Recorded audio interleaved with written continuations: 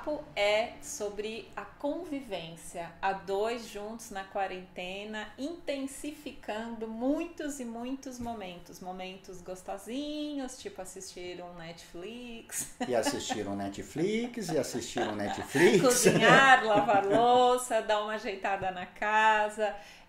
Ressignificar todos os espaços, porque a cozinha passa a ser o lugar de trabalho, o lugar de alimentação, o lugar das vezes a gente ter uns papos mais profundos, o lugar de muitas vezes uma elaboração criativa, de um movimento prazeroso de jogo, de diversão, e aí tá tudo intensificado, e é justamente conversando, né, na nossa rotina sobre esse tema e pensando, uau, quantos casais estão passando por isso? Sejam casamentos de longa data, sejam famílias com crianças, adolescentes dentro de casa, até com sogros, sogros, próprios pais, né? Tem muitas dinâmicas que estão bastante acumuladas, vamos dizer, acho que é a palavra melhor para isso. E aí, como que fica esse lugar? Fazer junto, olhar o comum. Tudo que está acontecendo no nosso interno está bastante sensibilizado. Né? A gente tirou muito essa distração externa, muitos estímulos, os lugares onde eu posso ser a Luciana de um jeito diferente de como eu sou em casa, e de repente eu estou focalizada em estar compartilhando muitos momentos da minha rotina com as pessoas com quem eu divido a minha moradia. Tá tudo concentrado. Então, o que está acontecendo no meu íntimo certamente vai, né, esbarrar um pouco no que está acontecendo no íntimo de quem está perto de mim. E aí a gente está falando de individualidades, de ritmos, de necessidades e às vezes dificuldades de lidar com tudo isso, né, Alex? Será que o outro está sabendo o que está acontecendo no nosso íntimo? Então acho que começa por aí. Às vezes a gente nem sabe falar, né? Às vezes a gente percebe uma resposta meio irritada, meio impaciente, e o outro te pergunta, o que está acontecendo? E aí você fala imediatamente, não é nada, é só para você fazer isso direito, né?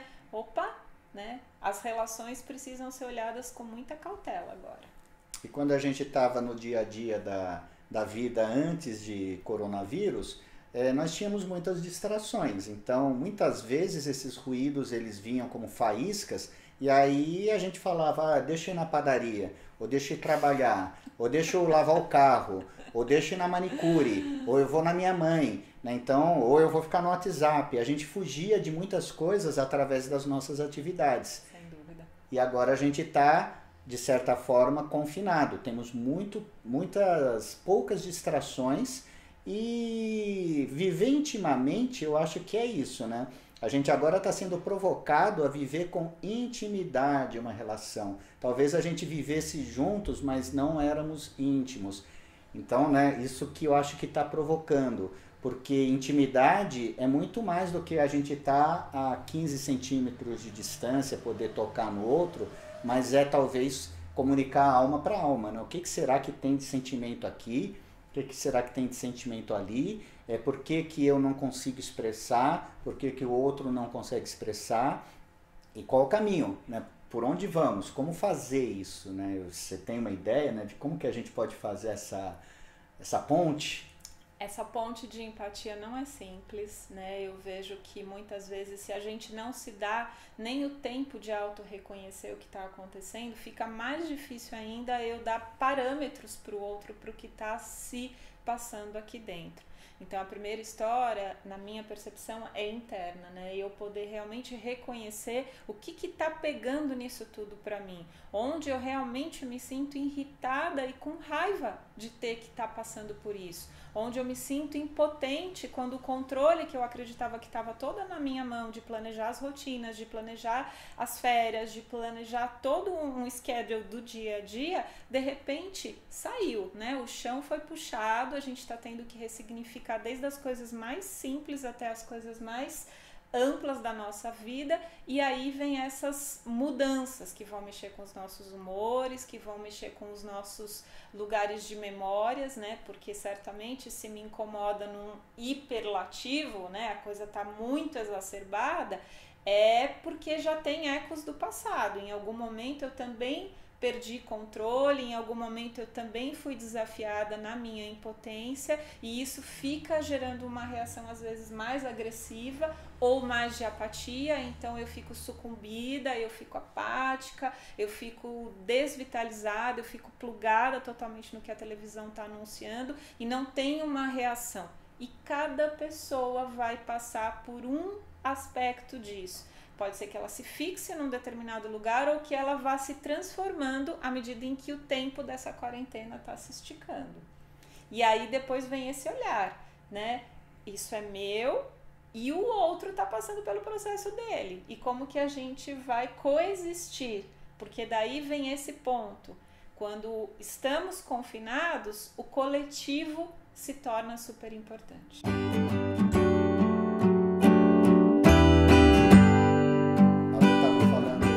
Eu fico irritado, né? A gente fica descontrolado, a gente fica compulsivo nesse processo da quarentena. Eu acho que em primeiro lugar é a gente reconhecer isso. Eu estou irritado, eu estou com medo, eu estou ansioso, eu estou compulsivo.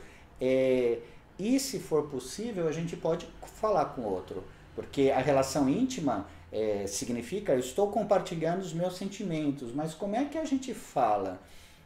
Eu vejo assim que um dos problemas em relação, seja de casal, amigos, família, geralmente a gente se sente muito culpado pelo estado do outro. Então a gente acha que é muito responsável. Se a pessoa está depressiva, eu fiz alguma coisa. Se a pessoa está irritada, eu fiz alguma coisa. A pessoa está triste, eu fiz alguma coisa. Ou mesmo que eu acho que eu não fiz alguma coisa, eu acho que eu posso ajudar a pessoa a sair desse estado. A gente se coloca num lugar muito de salvador, né? Enfim, de um lugar que não tem sentido. Então eu acho que ao mesmo tempo que a gente deve entender e validar os nossos sentimentos, a gente também precisa criar uma certa distância de saber o problema do outro é do outro, o problema meu é meu, cada um cuida do seu problema, mas a gente pode compartilhar, né? Isso é muito interessante porque eu vejo o quanto que isso aproxima as relações, né? O quanto que a gente fica humano, né? Quando percebe, nossa, o outro está triste, né? E eu vou compartilhar, ele está triste, eu vou compartilhar o momento dele, não posso transformar a tristeza dele em alegria, mas eu posso estender a mão, né? E aí eu acho que a gente começa a entrar nessa questão de intimidade. E é um ponto que ele vai estressar, né, também, porque quando a gente está se vendo desnudando em tantos aspectos para o outro, muitas vezes isso não vai ser extremamente leve nem confortável. E isso vai provocar, né, o quanto eu me permito realmente me mostrar na intimidade para o outro. Eu queria só fazer um parênteses. As minhas sombras, as minhas raivas ocultas. E só fazer um parênteses nisso. A gente não foi ensinado que isso é legal numa relação. Né? A gente olha uma relação e tem uma ideia, né, muito infantilizada de que a boa relação é aquela onde ambos estão mostrando uma cara social legal, um sorriso, né, que estão extremamente felizes, né? E especialmente para nós mulheres isso é quase duplicado, né? Porque a mulher ela sempre deve preservar, né, esse bem comum da relação, né? Isso é mais ainda estimulado. E isso não é real, né? Nossos pais, avós, eles não tinham essa permissão de se expressarem. Era extremamente raro essa troca, essa honestidade. E nós agora, a gente ainda tem influência deles e tem influência da sociedade, dos filmes, da ideia do casar e ser feliz para sempre. Então muitas vezes a gente diz, eu não acredito nisso, mas no fundo a gente acredita e a gente está querendo reproduzir isso na relação. E quando a relação se mostra um Shrek, né, na vida, né, aquilo não é um príncipe encantado e é um ogro e vice-versa, a gente se assusta e acha que tem que acabar porque a relação está ruim, né? Então é essa a nossa proposta, né, da gente conversar, né, esse parênteses, eu te interrompi um pouquinho, mas para falar um pouquinho o quanto que a gente tem crenças errôneas do que deveria ser uma relação. E aí a gente se pega, né, muitas vezes, buscando essas referências antigas que estão dentro de nós para lidar nesse momento que está meio estressante. Então eu vou contar uma coisa que eu vivi dentro desta relação com o Alex, né? Quando a gente se viu na ideia do isolamento, então o que que me veio? A gente precisa organizar uma rotina legal aqui para essa casa. Então eu assumi um lugar de frente, um lugar de autoridade, de seja organizar uma lista de supermercado, os horários que a gente ia acordar para fazer atividade física, os horários que a gente ia meditar, e aí fui fazendo toda uma lista, né, que achei que era para um bem coletivo, visando que isso nos daria um lugar mais confortável nessa rotina. A gente foi vivenciando e eu percebi que isso estava, ao invés de contribuindo, estava gerando essa sensação de rigidez, né? Estava me deixando mais preocupada em organizar e fazer a coisa funcionar do que muitas vezes tá fluindo de acordo com aquilo que estava acontecendo. Até porque eu também não estava sendo tão metódico quanto ela gostaria que eu fosse. E fui percebendo nessas informações, não chegou a gerar entre nós um conflito, uma situação estranha, mas eu fui percebendo, o ritmo dele é diferente do meu ritmo. Então, às vezes, é nesta observação, que é o que o Alex estava colocando, sobre o que se torna íntimo, que é a comunicação também não verbal, que é a gente perceber o outro, sentir junto, dar o tempo de observação sem tomar a verdade, sem estabelecer julgamentos, para sentir, precisa de um pouquinho mais de oxigênio, aqui precisa estar um pouco mais elástica essa rotina.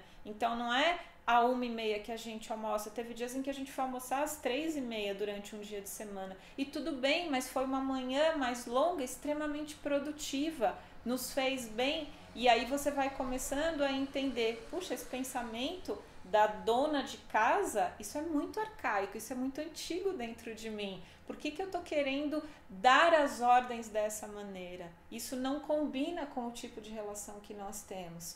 E aí eu fui percebendo, fui flexibilizando, e hoje a gente está entrando num esquema que ele não está mais na pauta, mas ele está acontecendo de uma maneira orgânica.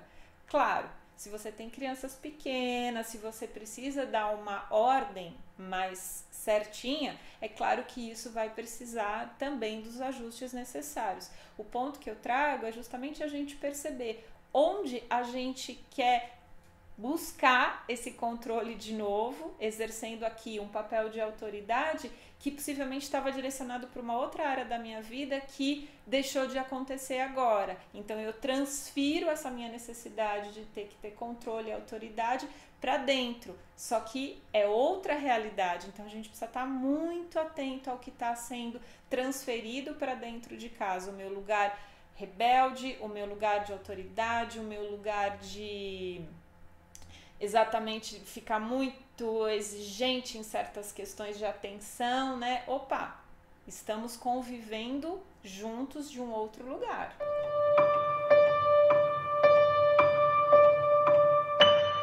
Então, eu nem sabia dessas coisas que a Luciana estava falando, né? Porque a gente percebe a tentativa, né, de uma organização, mas você não entra muito naquilo, nem se pergunta o porquê que ela está agindo assim, e vai no seu padrão. E o meu padrão é, como ela disse, um pouco mais desorganizado, né? Então, às vezes eu fico sem almoçar e tá tudo bem, às vezes eu almoço às 5 da manhã, não, da tarde, tá tudo bem.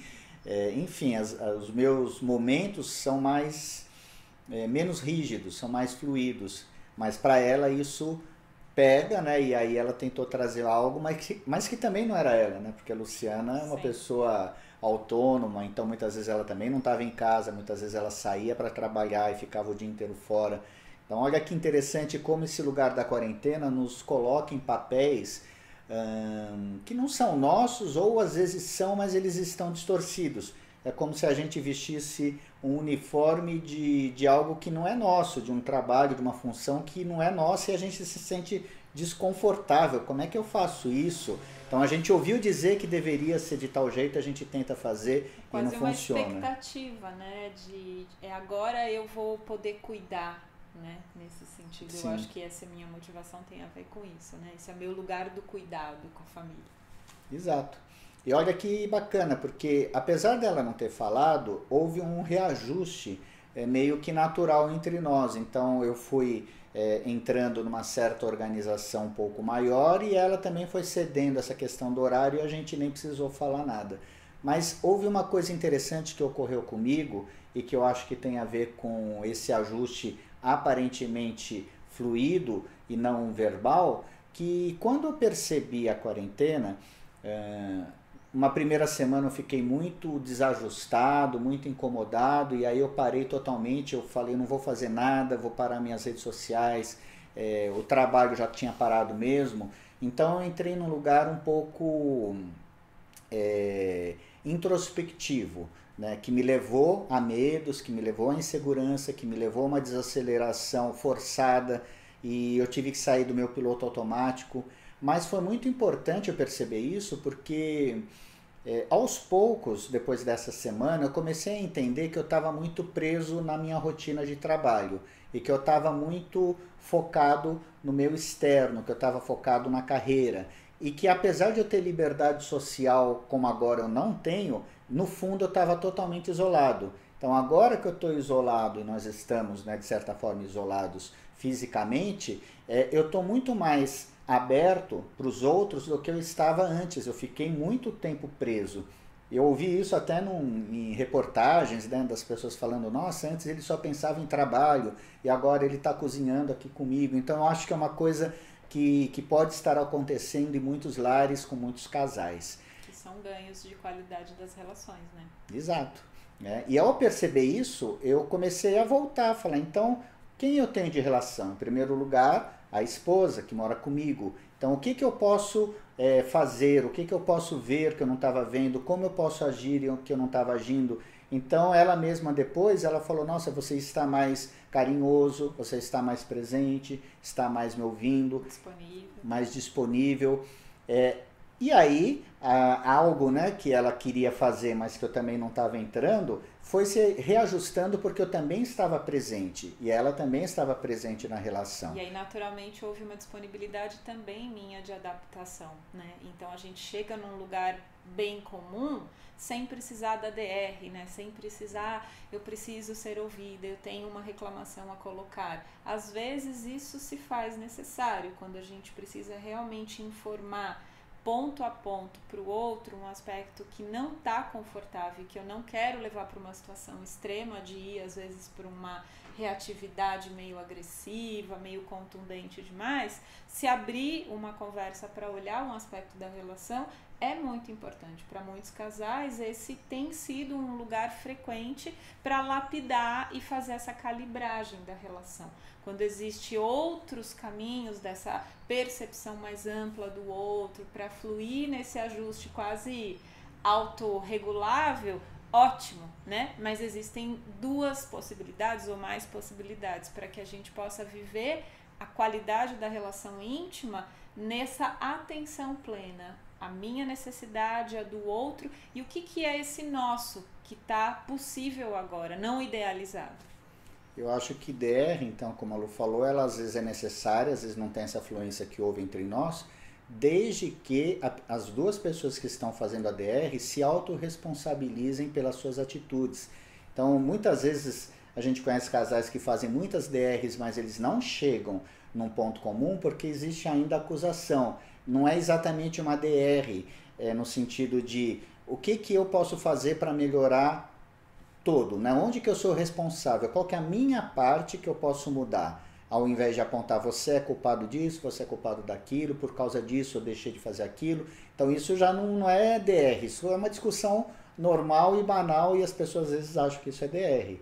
Então acho que essa é a nossa proposta, né? Que você se tem afluência, ótimo, que bom, mas em alguns pontos às vezes é importante a gente falar, né, o que está sentindo, qual a própria necessidade e também aprender a ouvir. E aprender a observar o outro, né? Eu acho que esse ponto do estarmos intensificando o conviver, ele exige essa amplitude de percepção, né? Não mais aquilo que apenas é o óbvio, mas eu consigo olhar além O que move esse comportamento meio áspero, meio ausente? O que move essa vontade de estar mais carinhoso, né? E assim eu vou compreendendo que tem uma dinâmica muito particular dessa relação que se expressa não somente por palavras e atitudes, mas ela é o todo desse movimento do nós. Né? Então eu olho além do meu, além do outro que ele me diz, mas olho esse movimento da relação como um todo. E aí a gente está ganhando qualidade de convivência e aí confinamento pode ser uma oportunidade da gente crescer juntos, né? Com certeza, é isso que a gente acredita, por isso que a gente está fazendo esses vídeos e o nosso projeto, né, também em casal, falando de relação afetiva, o Sim para o Amor. O Sim para o Amor continua apesar da quarentena, né, Lu? Em breve nós vamos falar de outros temas, vamos falar de temas de sexualidade, de ciúme, de projetos comuns, de incertezas, né? Quando tudo isso realmente está em transformação, a gente tem pano para manga aí para conseguir lidar com todo esse movimento da vida. E a relação é em si uma coisa viva, né? Então ela não tem tantas certezas e por isso esse é um projeto que é eterno. Exato. Então deixe seus comentários, suas dúvidas, suas sugestões de vídeos, de temas, acompanhe nosso canal, não esqueça de assinar, deixe um likezinho aí no vídeo para ajudar a gente também e até um próximo vídeo. Até.